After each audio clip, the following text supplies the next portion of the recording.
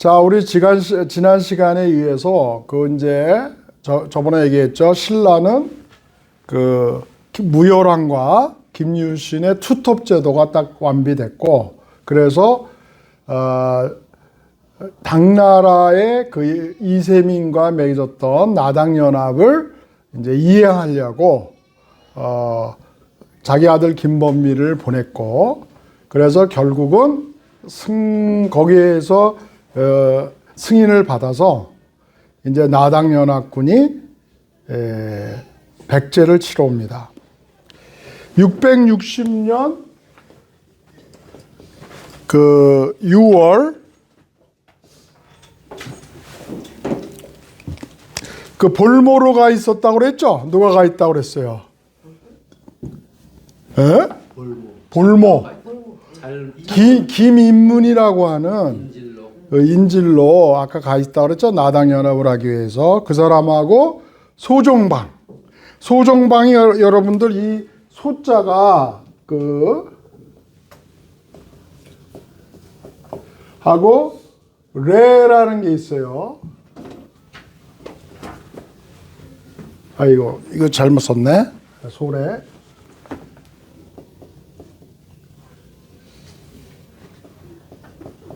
여러분들 여기 저번에 얘기한 대로 여기 우리가 옌태, 옌다이 하고 또 여기 뭐 위해 이런 데는 많이 가봤죠. 그런데 그 밑에 레주라는 데가 있어요. 이 레자를 쓰는 레주, 라이조라는데 옛날 그 당시에는 여기가 백제의 항구였었던 것 같아요. 또 그리고 동성왕 때는 여기로 들어갔다는 기록도 있고, 그래서 이 나당연합군의 소종방이 이 레주를 떠나서 들어왔다. 그래서 소래산이야. 소래할 때, 소래포구 할 때가. 예? 이 소래가 이렇게 쓴단 말이에요. 예.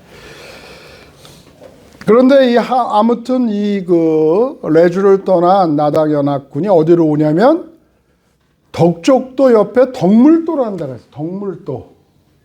내가 실제로 가봤어요. 내가 지금 소래산 밑에 연구소가 있고, 거기에서 하는 게 이제 이 백제사를 연구하기 때문에 거기다가 연구회를 세운 거고, 실제로 이제 소래포구, 인천이죠? 인천인가?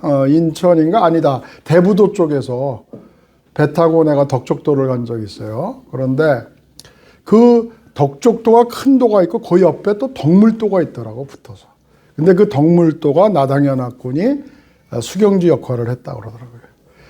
그래서 거기 아까 소정방이 13만을 이끌고 왔고, 신라에서는 김범민이가 그 사람을 맞이하려고 신라 수군을 5만을 대불고 거기로 가서 서로 합세를 합니다. 그러니까 얼마예요? 총 18만이야. 18만이 이제 서해안으로 나당 수군이 들어오고, 그 다음에 신라군 육군은 김유신이 제2군으로서 아까 소정방하고 김범민이가 제1군으로 총지휘를 맡고 있고, 그 다음에 2군 지휘는 육군으로서 김유신이 이 탄현 쪽으로 이제 이렇게 들어오고 있었는데, 여기서 우리가 아까 성충이라고 하는 충신이 옥중에서 남긴 전술에는 여러분들 이거 뭐 초등학교 때부터 다 배웠을 거예요. 기볼포 언덕을 넘지 못하게 하고 수군은, 그 다음에 육군은 탄현을 넘지 못하게 하라 그랬는데, 이 기볼포나 탄현의 위치를 지금까지도 우리나라 사학계뿐만 아니라 그 당시에 전시기 때문에 기록이 제대로 없고, 우리나라 기록은 삼국사기밖에 없죠. 이때 기록 남긴 게 없어요. 전부 후대에 쓴 중세시대 때 기록이기 때문에 일본 서기 같은 데는 좀 나와 있을 수가 있는데, 근데 여기서 이제 힌트가 우리나라에서는 이게 뭐 백마강 입구라고 봐가지고 장항이다, 군산이다 이제 이거 가지고 서로 막 그러거든. 근데 가장 핵심은 기벌포 언덕을 넘지 못하게 하라, 그런 얘기가 나와요. 성충의 얘기가. 그런 얘기는 이제 그 당나라 수군이 이렇게 들어왔을 때 어떤 고지 같은 데서 그 기벌포 언덕에 올라가서 거기를 이제 막으라 이제 그러니까 백강으로 들어오지 못하게 하라 이제 그런 의미고 여기도 탄영 고개라고 그랬거든요.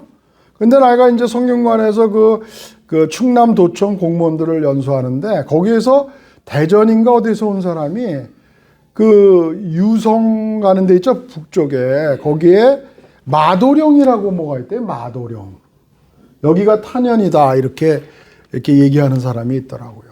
예? 논산. 예? 예? 논산 생각. 아이 논산 저거는 이제 아까 황산벌 뭐 이런 거고 이거는 이제 뭐냐면 탄현고개가 예. 그런데 아무튼 이렇게 충신들 또 여기 뭐 저번에 얘기했던 흥수 이런 분들이 다 이 지형지물을 이용하는 게 굉장히 중요하거든요. 육도섬략이라는 우리 병법 봐도 지형지물을 잘 이용해야게끔 되어 있거든요.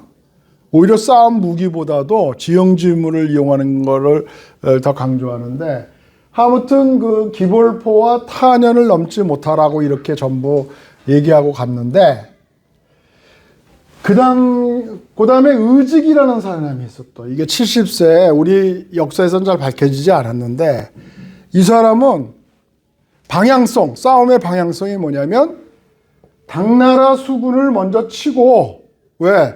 멀리서 왔기 때문에 피곤할 거다 이거예요. 그러니까 안정을 찾기 전에 먼저 당수군을 치고 그런 다음에 그 당나라 수군을 물리쳤다는 소리가 들리면 신라군이 주춤할 것이다. 예, 그러니까 방향성을 먼저 당나라를 먼저 치자 이렇게 이제 주장을 한단 말이에요. 이게 이제 충신 쪽 얘기란 말이에요. 그런데 그 당시에 좌평이었던 상영이라는 사람이 있어요. 상영이 있고 그 다음에 그 달솔 그 밑에 있는 달솔을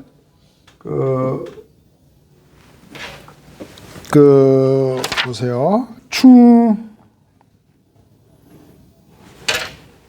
상영이 있고 충상. 이게 미안합니다. 이게 좀 바뀌었네요. 이게 충상이네요. 여기가 좌평이 충상이고 달솔이 상영이에요. 이 두 사람은 이 의자왕하고 굉장히 지금 절대적인 관계가 있었는데 이 사람은 우리가 망하려고 하면요 집안에서도 꼭 정반대 의견이 나오죠. 예? 네. 남편이 흑 그러면은 여자는 100 그러고 항상 꼭 50%의 확률인데 거꾸로 얘기한다. 거꾸로 얘기한 적 있죠? 항상 남편하고. 여태까지 그냥 다 일치했어. 그냥 남편이 흑 하면 나도 흑 그러고 다 이랬어. 여태까지 어떻게? 예? 이 사람은 기벌포와 탄현을 넘지 마라 그러면 이 충상이라는 사람은 뭐라 그랬냐면 일단 기벌포를 넘어서 백마강 쪽으로 들어와야지 양쪽에서 강폭이 적으니까 협공하기가 좋다. 이런 얘기고. 이 사람은 당나라부터 먼저 치자 그러니까 아니다. 이거 신라부터 치자는 거야. 신라부터 치고 그 다음에 당나라를 치자 이런 거야. 그러니까 항상 똑같은 신하인데 정반대의 의견을 하는 거야. 그런데 이 의자왕이 결정을 못 내리고 있었는데 이 사람이 뭐라 하냐면 의자왕님 지금 이런 성충이나 흥수 이런 사람은 아까 그 무녀 금화에서 반관계로 대기발령 저기 감옥에 가고 귀양살이하고 이랬다고 그랬잖아요. 그러니까 불만 반감을 정부에 대해서 갖고 있을 것이다. 그래서 거꾸로 얘기했을 것이다. 이렇게 또 아주 말을 또 그럴듯하게 하는 거예요. 또 그러니까 의자왕이 이제 이 사람 말도 맞는 것 같은데 결정적으로 자기한테 불만을 가지고 있어서 반대로 얘기했을 것이다. 이렇게 얘기에 넘어가서 이 사람 말을 듣습니다. 그게 어떻게 돼요? 그래서 했는데 지금 아까 이 나당연합군이 아까 이쪽으로 왔다 그랬죠. 서해안 쪽으로 덕적도에 들어와서 거기를 맞으러 간 사람은 누구냐면 아까 누구예요? 이 의직이 당나라 수군부터 먼저 치자고 그랬죠. 그래가지고 1만 군의 병사, 왜냐하면 주력이 지금 신라 쪽으로 갔어요. 아까 얘네들이 신라를 먼저 치자 그랬잖아요. 그래서 1만 명의 나이 70세의 노장이 1만 명의 군대를 이끌고 18만 나당 수군을 치러 간 거예요. 그러니까 이거는 완전히 중과부족이죠. 이길 수가 없잖아요. 아무튼 그런데 그래서 여기서 장렬하게 전사를 합니다. 그 의직이라는 참 우리나라 역사상에 잘 안 나타나는데 이런 사람들이 조명이 돼야 돼요. 반면에 이제 저기 육군 쪽은 여러분들 다 알다시피 계백이라는 장군이 지금 우리 가면은 괴산이라는 데가 있어요. 괴산이 지금 그 훈련병 장교들 교육받는 내가 괴산에 있는데 그 괴산 성주가 계백이었단 말이에요. 그 계백 장군이 처자식 다 죽이고 5천의 결사대를 내불고 탄영고개에서 맨 처음에 지키면서 신라군을 4차례나 이겼어요. 내가 그 기록에 의하면 한 1만 명을 물리쳤다고 그러더라고요, 처음에. 그래서 신라군이 기가 많이 줄어서 왜? 5만이 왔는데 지금 1만이 4차례 전투에서 졌으니까. 그래가지고 결국은 거기에서 계속 지키고 있었으면 어떻게 될지 몰랐는데 이 충상상영이라는 사람이 백제군을 이끌고 내려와서 벌판에서 황산벌에서 싸우라 이렇게 되는 거예요. 그래가지고 할 수 없이 이제 황산벌로 내려와서 신라군하고 백제군이 서로 광야를 앞두고 서로 이제 붙었는데 신라군은 지금 기가 죽었어. 지금 먼저 싸우기 전에 계백한테 1만 명을 잃었다고 그랬잖아요. 근데 여기서 돌파구를 일으킨 사람이 누구예요? 그게 국민학교 교과서에 나오는 거. 화랑관창이에요, 화랑관창. 화랑관창이 누구냐? 김품일이라는 장군의 아들인데, 당시 16세 만으로, 우리 나이로 17살인데, 그러면 한 중3 내지는 고1 정도 되는 어린아이인데, 임전무태야. 화랑교육이 뭐예요? 한번 가면은 임전무태. 그래가지고 이제 김품일 아버지가 적장을 죽여라. 그래서 계백하고 싸우러 가요. 16살짜리가. 이건 죽으러 가라는 거지 이길 수가 없잖아요. 실력으로. 여러분들 볼 때 떨어뜨려 가지고 다시 보내고 몇 번 하니까 이제 오면은 아버지가 죽일 것 같아. 이제 임전무태가 화랑정신인데 왜 살아왔느냐. 그러니까 말 타고 또 물 한 잔 먹고 또 간 거예요. 그런데 여기서 계백이 실수를 해. 왜? 화랑간창에 목을 잘라가지고 왜 가만히 있지? 그걸 또 말꼬리에다 뽑아서 신라군영으로 보낸다고. 그러니까 그게 뭐가 돼요? 그 노병들이 노병들이라는 건 이제 관창보다 나이가 많으니까 자기는 이제 져가지고선 사기가 일어가지고 싸우지 않으려고 그러는데 아들뻘 되는 애가 갔다가 목이 잘려서 왔단 말이에요. 그러니까 거기에 그냥 군중 심리가 확 일어나는 거라고. 그래가지고서는 거기서 이제 돌파를 해요. 막 나가가지고 신라군이 이겨요. 그래서 계백이 아주 비참하게 죽어요. 거기서.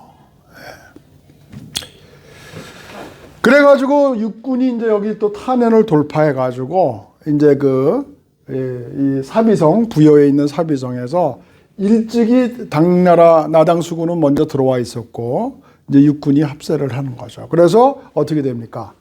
일단은 660년 9월에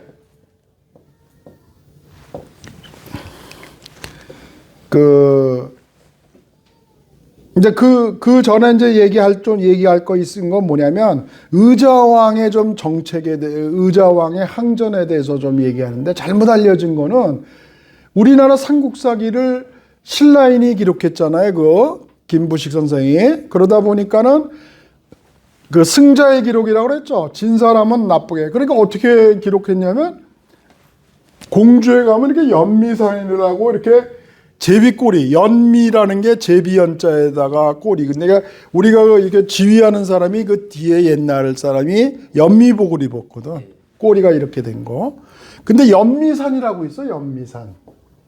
공산성이 있어요. 공주에 요번에 내가 강의하러 갔다가 거기에 숨어 있다가 잡혀서 죽었다. 예? 잡혀서 이제 항복을 했다. 죽은 게 아니라 그런 게 뭐냐면 부끄럽게 도망가가지고 숨어 있다가 맨 처음엔 사비성을 버리고 공주로 왔다가 공주 그 연미산에 가서 숨어 있다가 잡혔다. 이제 이게 예? 첫 번째 우리 그 삼국사기에 나오는 얘기고 두 번째는 이제 제가 또 찾아봤어요. 그 중국의 그 북망산이라고 있어요. 북망산이 낙양. 여기가 지금 여기가 낙양이에요. 낙양.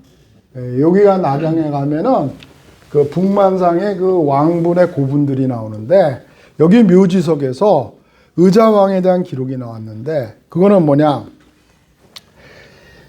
공주성에서 나와가지고 당나라군과 과감하게 싸우다가 의자왕이 그 당나라 장군인 예식진이라고 하는 그 예식진이란 그 장수한테 잡혀가지고 체포돼서 항복하게 되었다. 그러니까 이 얘기는 뭐냐면 도망간 게 아니라 싸우다가 오히려 그 공주성에서 나와서 싸우다가 체포됐다. 이제 이것이 그 두 번째 그 의자왕에 대한 얘기고 세 번째는 이제 그 제가 존경하는 그 단재 신채호 선생의 조선상고사 그 책에 보면은 지금 똑같이 그 공주성에서 나와서 싸웠는데 체포가 되니까 부끄러워서 자결을 하려고 했대. 동맥을 끊어서. 그랬는데 동맥이 안 끊어졌다는 거예요. 예. 동파이프로 됐었나? 그게 아니라 칼이 나빴던 것 같아. 칼이 너무 많이 싸우다 보니까 다 달아가지고. 예.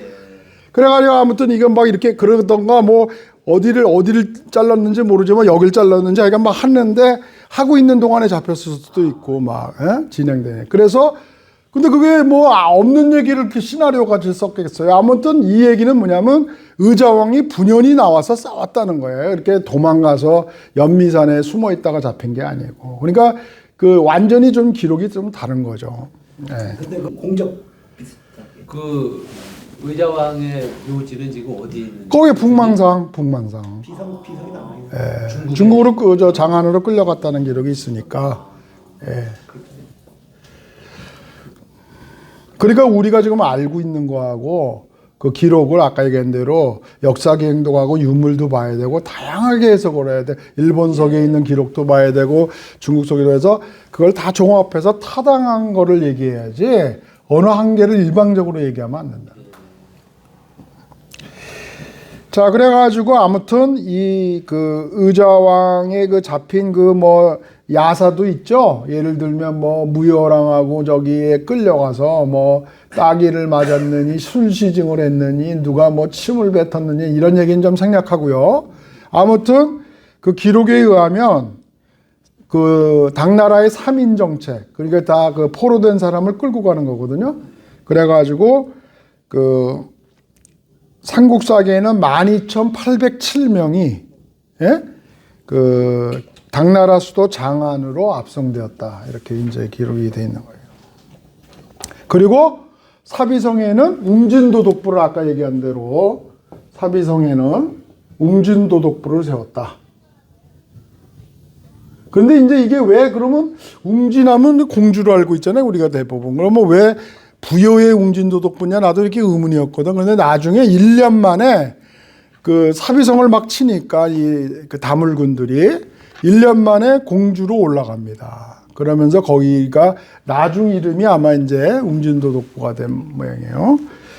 그래서 여기에 유인원이라고 하는 당장이 도독으로 1만 명이 있었고 아까 그 신라 왕자 중에 김인태가 있어요.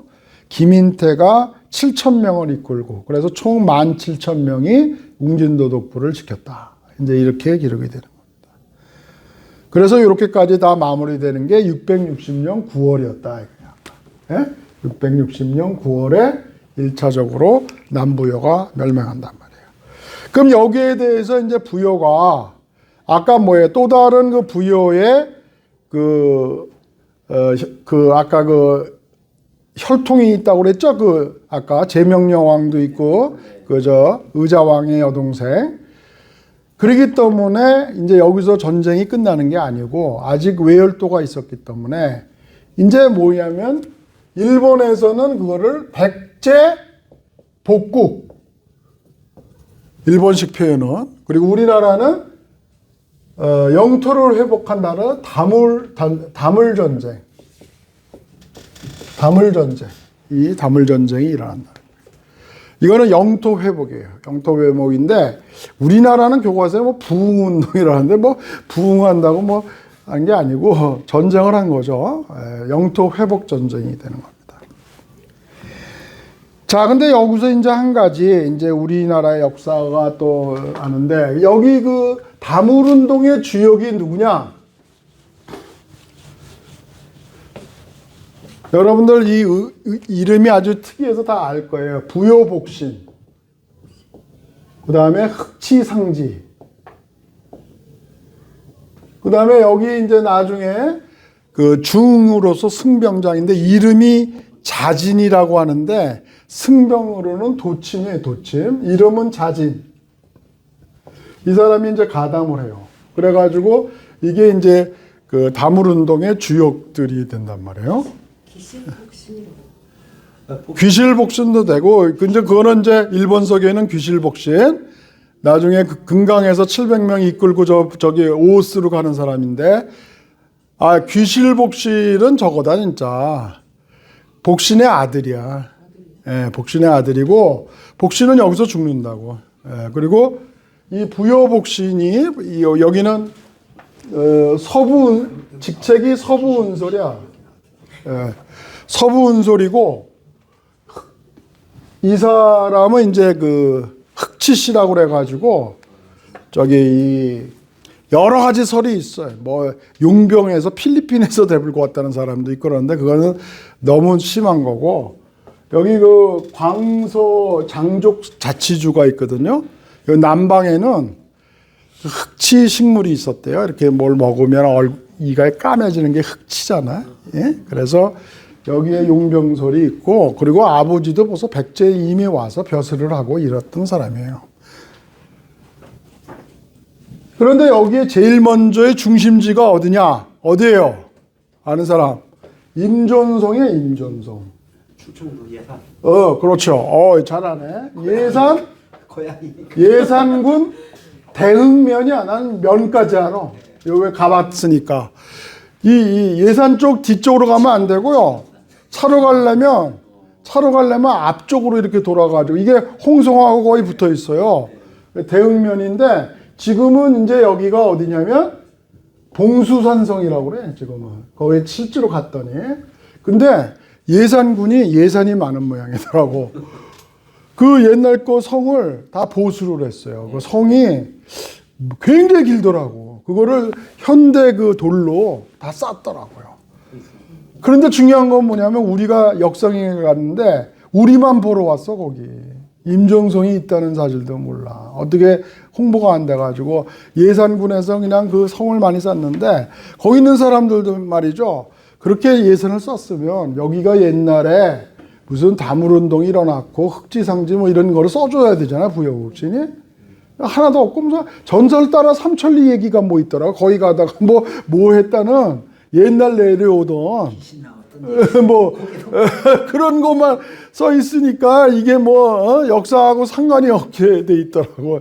아무튼 그래도 안 만든 것보다는 낫잖아요. 역사 교육을 안 하는 게 큰 문제입니다. 그래서 내가 여러분들이 되면 아까 시간만 되면 귀하가 운전하고 이런 데 다 갈 수 있어. 오히려 그러한 그 역사적인 사실을 얘기를 해주면은 예산군에서 그 안내를 보완을. 그래서 내가 요번에 청양군도 가고 그 강의하러 간 게 그 현재 나와 있는 성하고 역사의 관계성을 모르는 거야. 알아도 잘못 알고 있고. 주류성을 찾아야 돼. 예, 그래서 내가 지금 내가 그 얘기하려고 조금만 계시라고 내가 청양군 가서도 내가 강의하고 왔단 말이에요, 이번에. 지금 그런 사진에 봤죠? 내가 청양군 간 게 뭐냐면 지금 이 얘기하려고 내가 지금 이 강의를 하고 왔어요, 지금. 자, 여러분들 보세요. 그냥 내가 지금은 이런 거는 많이 연구하고 가르치는 거니까. 예. 그런데 이제 아까 부여복신이라는 사람이, 이 사람이 굉장히 내가 보니까 강직하고 원칙인데다가 이 사람도 왕족이었어요.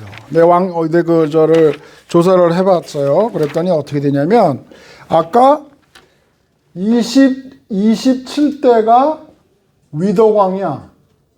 예? 근데 위덕왕의 아들이 전부 저길 갔다고. 외열도로 가가지고 이 사람의 동생인 28대가 해왕이야, 해왕. 28대. 이게 그러니까 이복 동생 쪽이죠. 그 다음에 이 사람이 29대 아들이 법황이에요, 법황. 그리고 여기까지 이렇게 반계로 갔다가 나중에 요즘 이제 이게 이쪽 계열이라고 하는 무왕이 나타나요, 무왕. 30대 무왕. 그 무왕의 아들이 지금 31대 지금 나오는 의자왕이란 말이에요, 의자왕. 근데 이 법황의 아들이 바로 부여복신이었단 말이에요. 이쪽이지만 그래도 반계지만 그래도 왕족이란 말이에요, 이게 사람. 예? 이게 부여복신이 있고 이 사람 아들이 일본서 오는 부여풍이에요, 풍왕이 있단 말이에요.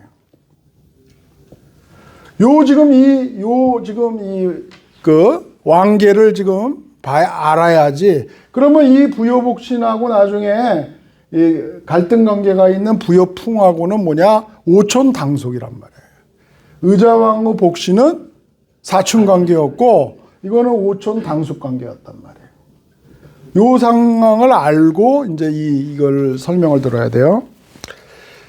그러니까 나는 이 부여복신이라는 사람이 지금 상황에서는 의자왕도 잡혀가고 자기가 왕이 될 수도 있었던 위치였단 말이에요, 지금.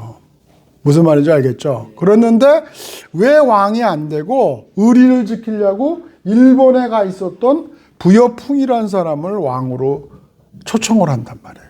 이게 또 어느 정도는 아이러니야. 왜냐면 이 사람이 그냥 일개 장수였다. 왕족도 아니고. 그럼 그럴 수가 있겠죠. 의자왕의 뿌리가 지금 여기 일본에 있으니까. 이 사람이 4살 때 가가지고 나중에 661년에 올 때는 34살에 와 34년 만에 온단 말이에요. 그냥 백제 그 물정을 전혀 몰랐단 말이에요. 예. 그런데 그 당시에 이제 이걸 왜 그렇게 했느냐 이렇게 물어보는 사람은 그 당시에 그 나당연합군에 의해서 백제 주요 그 정병들이 다 죽었고 남아있는 게 전부 뭐 농민 아니면 죄수들, 그래서 급조한 시민군들이었기 때문에 정병을 구하려면 외열도의 그 군사 지원을 받을 수밖에 없었다. 그러려면은 의자왕의 아들을 부를 수밖에 없었다. 이제 이렇게 설명한 사람도 있는데, 그런데 결국은 이 두 사람 사이의 갈등으로 나중에 그 다물운동이 어려워져요. 자, 그건 나중에 얘기하고. 그래서 이 부여복신이라는 사람이 처음에 원래는 임종성의 성주였어. 그런데 아까 금화라고 하는 그 무녀에 의해서 파면돼 가지고 대기발령을 하고 있었다고. 그때 이 사람 대신으로 임종선의 성주가 흑지상제였단 말이에요. 그래서 이 흑지상제 이제 부여복신이 자기도 이제 왕족이니까 백제를 다시 일으키자 그래가지고 자기가 옛날에 있었던 임종성으로 찾아간 거예요. 그래가지고 흑지상제하고 서로 손을 잡아가지고 이제 지금부터 우리가 지금 말하면 독립운동이지, 독립운동. 그리고 백제를 살리는 전투를 하자. 그래서 이제 했는데 이 도침이라는 사람이 주류성을 친단 말이에요. 주류성이 그래서 언제 어디냐 그러면 우리나라에서는요 자꾸 전북 부안이래. 전북 아닌데 내 말 들어보라고. 지금 부안에 가면 내가 저번에 가면은 부안에서는 주류성이 전북부 요한이라고 전부 얘기한단 말이에요. 근데 그것도 일리가 있어. 나 조금 이따 얘기할게. 나는 이거를 폭넓게 공부를 했기 때문에. 그런데 시작은 부안에서 시작했다는 건 말이 안 되죠. 아까 얘기했는데 임종성 그 충남 예산서부터 북쪽 서부터 시작. 왜? 지금 여기 공주나 부여 쪽은 나당 연합군이 다 잡고 있잖아요. 여긴데 여기서 멀리 떨어져 있는 임종선서부터 시작됐다가 이제 이 사비성이나 부여나 공주를 치려면 거기가 이렇게 감제고지로 보여줄 수 있는 데로 와야 되잖아요. 그래서 내가 요번에 그 청양군에 가면은 강의했지만은 청양군에 가면은 정산면하고 목면이라는 데가 있는데 여기를 거쳐서 있는 상이 바로 두륜산성이라고 있어요. 실제로 올라가 보기도 했는데 여기를 올라가면은 이렇게 금강이 다 보여요.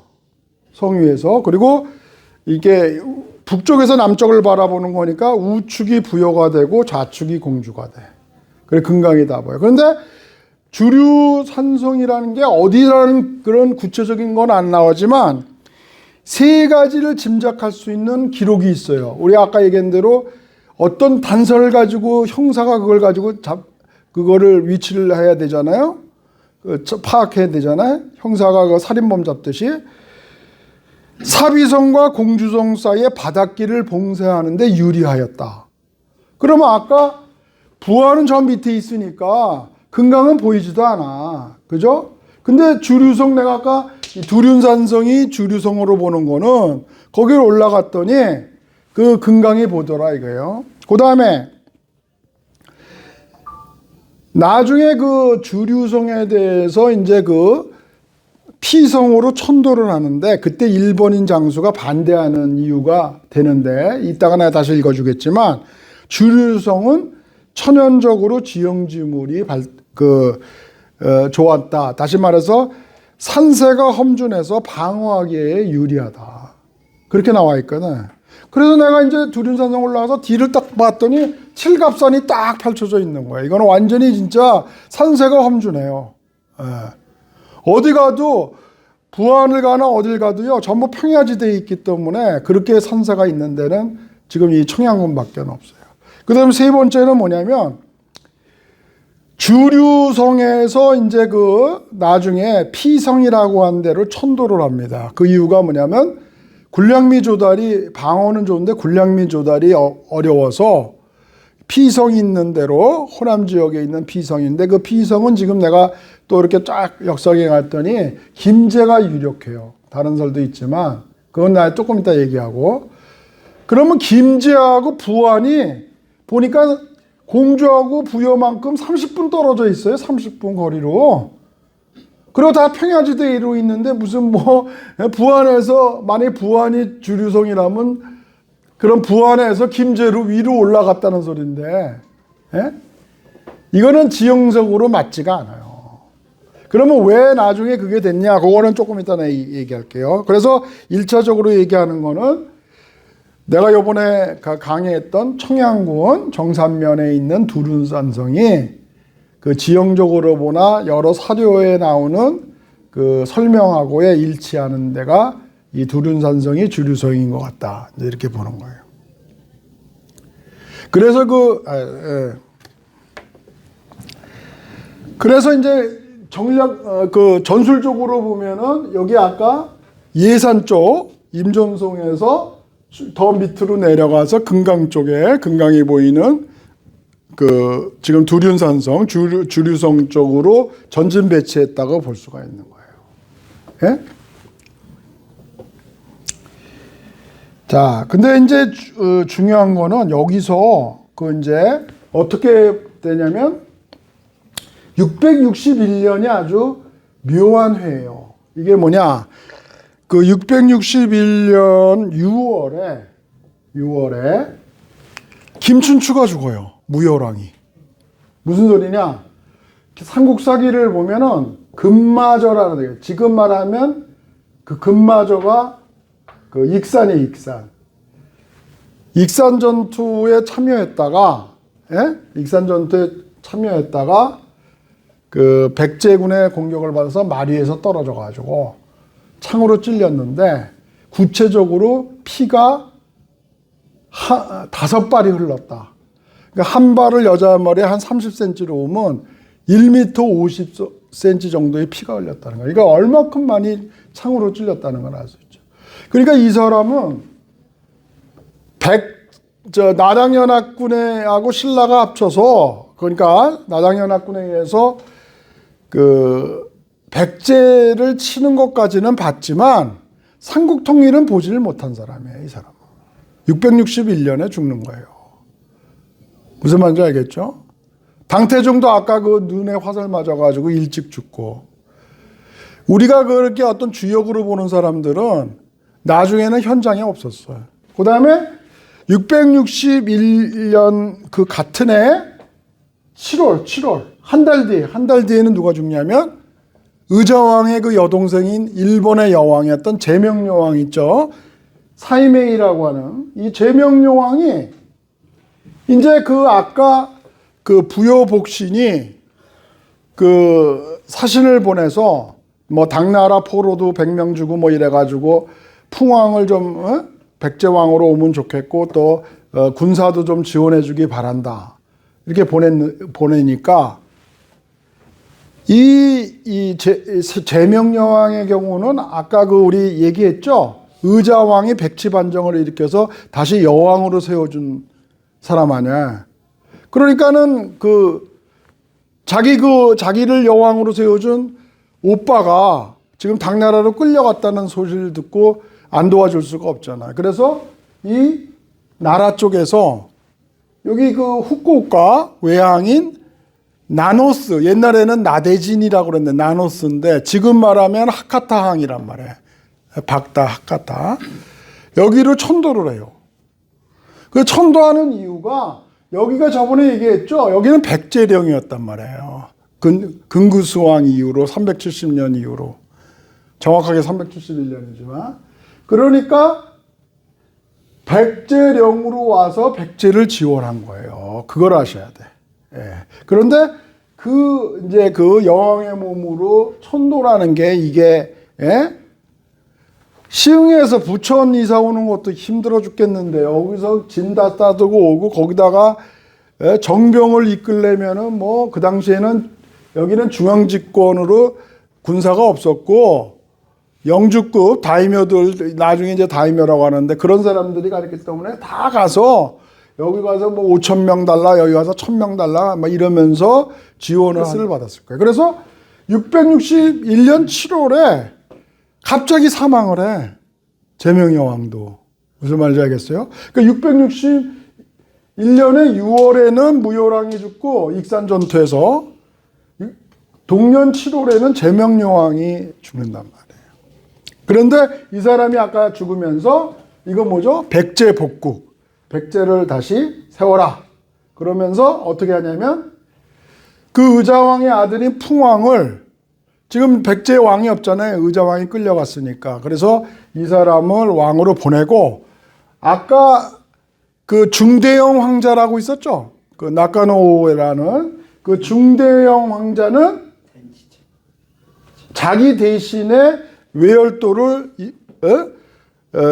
다스리면서 형인 부여풍왕을 군사 지원을 하라. 이제 이렇게 된 거예요.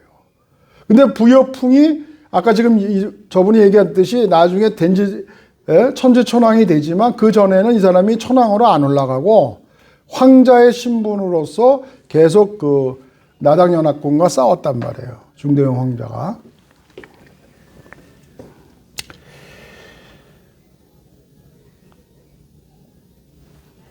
자, 그런데 이제 그 풍왕이 그래서 왔어. 풍왕이 와서 백제로 말하면은 제32대 왕이 되는 거예요. 우리나라에서는 일본에서 온 거는 쳐주지 않기 때문에 의자왕으로 끝나버려. 근데 실질적으로 이 사람은 의자왕의 아들로서 백제 왕으로 온 사람이에요. 그리고 기존에 이제 이 사람을 불렀던 사람은 누구랬어요? 복신이랬죠? 부여복신. 부여복신이 그런데 군사지휘권은 이 사람이 갖고 있었단 말이에요. 이 사람은 왕으로 왔지만 아까 얘기한 대로 지형지물도 모르고 4살 때 가가지고 30년 만에 왔다가 34살에. 그러니까 그 다음에 이 사람하고 이 사람은 신하 관계도 아니고 이게 어떻게 당숙이야. 이 사람도 왕족이란 말이야. 아까 그랬죠? 오천당숙. 거기다가 뭐예요? 자기를 왕으로 초청한 사람이잖아. 그래 함부로 할 수가 없죠. 그래서 사실은 왕 밑에 무슨 원래 그 장군으로서 신하인데 이게 오히려 지금은 군사권을 더 가지고 있었단 말이야, 복신이. 이 사람은 지금 혼지 못하니까 적응 중이었고. 예? 그런데 권력의 양분이 어떻게 됐냐면 여기에 흑지상지는 그대로 아무래도 아까 임종송에서 같이 성주를 했으니까 이게 친했는데 아까 도침이라는 승병이 있었잖아요. 이 사람이 우장군, 좌장군 이렇게 서로 직급으로 보면은 똑같아. 그런데 실질적으로 이 사람이 지도력을 했거든. 그러니까 2인자였던 복신은 약간 좀 불만이 있었거든요. 그랬는데 풍왕이 일본서 오니까 여기에 붙는 거야. 도침이라는 사람. 자기가 힘이 약하니까 여기에서 갈등이 있으니까 이 풍왕이에요. 그래가지고 지금 권력이 아직 내분이 된 건 아니지만 풍왕과 도침이 한편이 되고 복신과 흑지상지가 한편이 되는 이런 국면이 있었단 말이에요. 그런데 지금 이제 이 당나라 쪽으로 이제 여기 웅진도독부 아까 뭐냐면 사비성에서 웅진으로 옮겼는데 여기는 아까 병력이 17,000명밖에 없고 나머지 병력은 다 고구려를 치려고 다 올라갔단 말이에요. 그러니까 지금 이 다물군들이 일어나가지고 여기를 막 에워싸고 이러니까 거기 유인원이라는 사람이 있었어요, 아까. 이 사람이 당나라 고종한테 장계를 보내가지고 지금 인원 가지고는 부족하니까 지원을 부탁했단 말이에요. 그래서 누가 오냐면 동생인 유인계가 와. 병사를 이끌고 유인원 유인계가 형제지간이에요.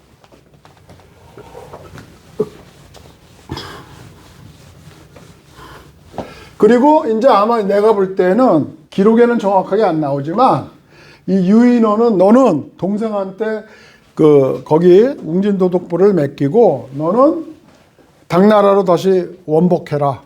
이제 이렇게 한 거예요. 그래 여기 지금 공주성이 여기 있고 공주.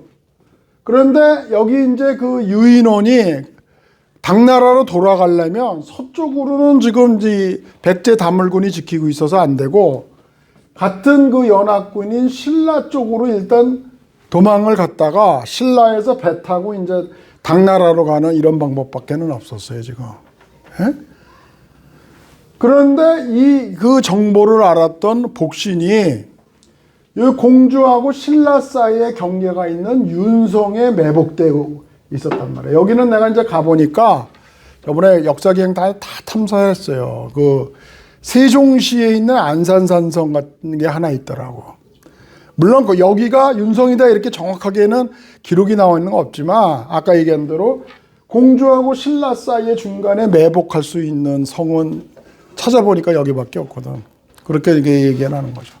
그러니까 여기서 복신이 여기서 매복하고 지키고 있었는데 아까 우리나라 아까 도침이라는 사람이 있죠? 도침이 이게 부여복신이 월권행위를 많이 하거든. 왜? 왕이 왔으면 왕한테 순복을 해야 되는데 이 사람이 지휘권을 계속 안 놓고 있단 말이야. 지휘권. 복신의 입장에서는 너는 내 조카뻘이고 내가 너를 왕으로 보냈잖아. 그리고 너는 지형도 모르고 30년 만에 와서 그러니까 내가 지휘를 계속 하겠다. 이제 이렇게 된 거거든. 예?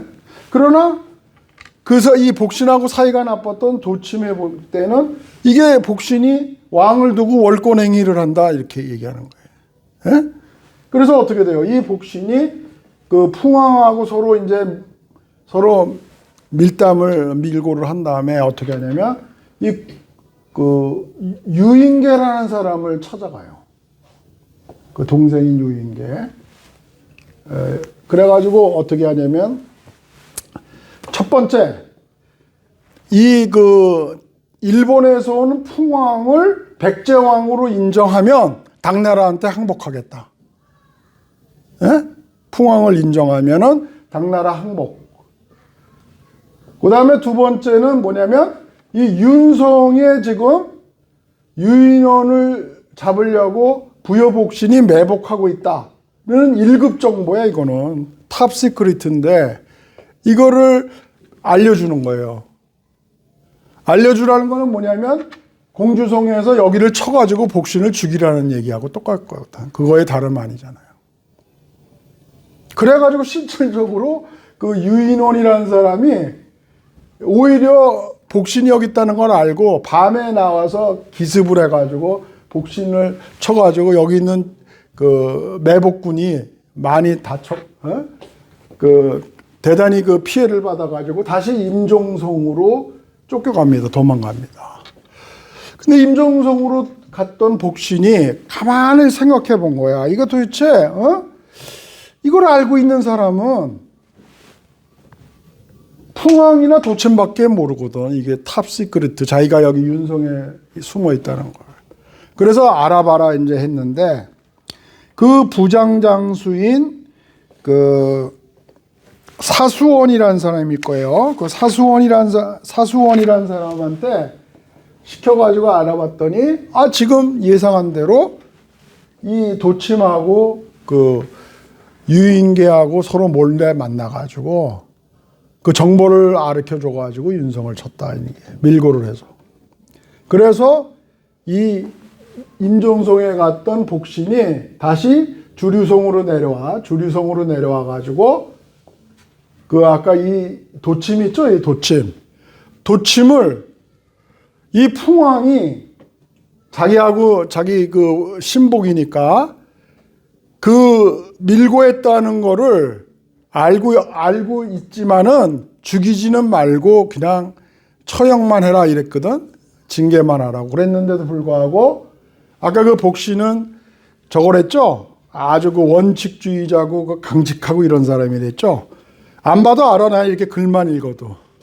이 도침을 참수해서 죽입니다. 이 풍왕이 반대했는데도. 극형만은 말아라. 그래가지고 어떻게 되면 이제 이 사건으로 도침을 죽이는 사건으로 풍왕하고 이제 그 복신 사이는 아주 금이 가기 시작한 거예요. 복신도 의심을 하고 풍왕이 지시하지 않았는데 어떻게 이런 밀고를 했을 것이냐. 그건 아시잖아요. 공무원 생활하셔서 알 거 아니에요. 그잖아요. 여기 단독으로 아이디어 내서 찾아가지는 않았을 거고. 합리적인 의심이 갑니다. 그래서 삐걱하니까 이제 그 어떤 우리가 지금 이 주류성에서 도침을 죽였으니까 분위기가 좀 심상치 않죠? 예?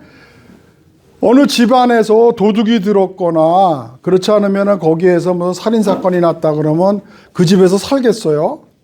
어디 딴 데로 이사 가자 이러죠. 그래서 뭐가 냐면 아까 내 최초에 얘기했듯이 주류성에서 천도를 하자. 예? 그래서 간 데가 어디냐면 피성인데. 근데 이 주류성이 아까 얘기한 대로 그 방어하기 단기적으로는 산세가 험준해서 방어하기는 좋지만 장기적으로는 군량미를 조달하기가 어려운 게 있다. 이제 그 복신이 그렇게 얘기한 거예요.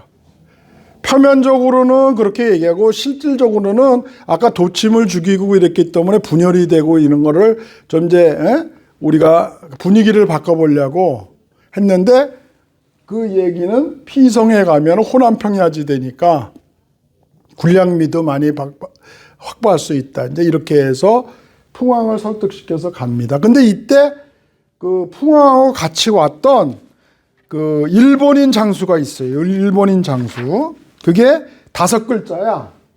책에 나오는 게 뭐래요? 박시전래진이야. 네? 5글자. 일본어는 에치소 다쿠스라는 그런 이름을 가진 박시전래진이라는 사람 외장이 와서 반대를 해. 왜? 피성은 이 호남 지역의 평양지대이기 때문에 군량미 조달은 좋지만 신라군의 공격에 너무 취약하다. 평야지대니까. 그러니까 이 사람은 이제 그 방어하는 입장에서 이 피성은 나쁘고 그냥 주류성에 계속 남아 있어야 된다는 게 외장의 중심이었어요. 예? 박시전래진이라는 사람의.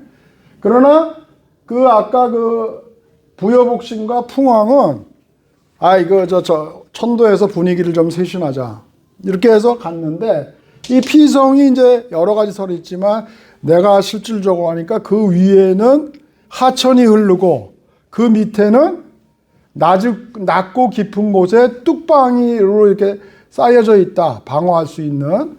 그래서 갔더니 여기가 그 김제로 볼 때 그 김제의 그 뭐 신평천이라는 하천이 흐르고 그 밑으로는 벽골제라고 하는 지금 얘기하는 그 뚝방 흐르는 그게 저수지 같은 데가 있단 말이에요.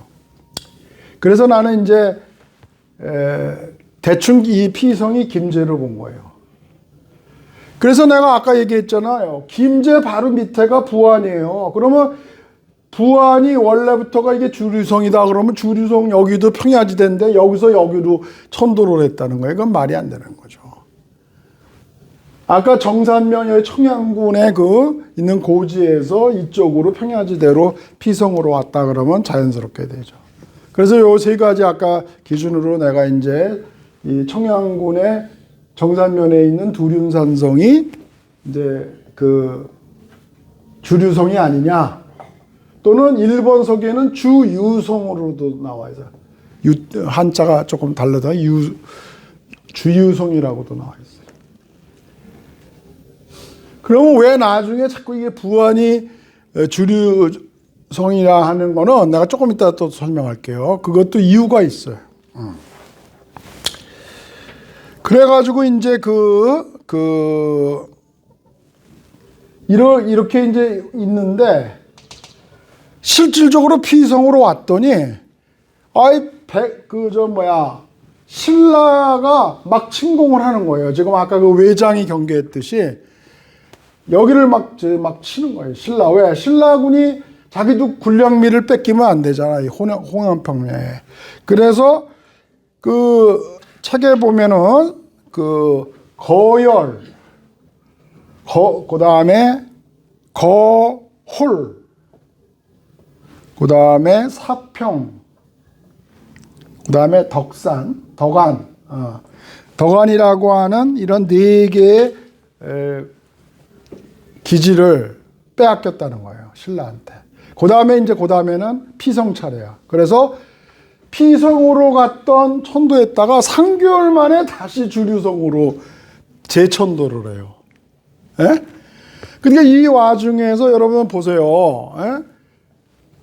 우리가 이거 입초적으로 좀 생각해 보자. 오므라 씨. 그냥 갔다 왔나 보다 이렇게 생각하면 아무 일도 없는데 실제로 군사들은요. 내가 그 산에 백제 그 산성이라는 데 가니까 막사도 없어. 군대 지금같이. 그냥 땅바닥에서 잔 거야.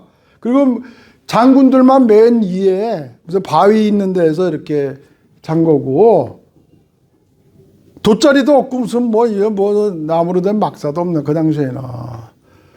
그리고 있잖아요. 내가 실제로 갔더니 여기서 군량미를 어떻게 해 먹었을까. 쌀도 그렇지만 그거를 물로 닦아야 될 거예요. 물은 또 저기 가서 길어야 돼. 제가 밑에 내려가서.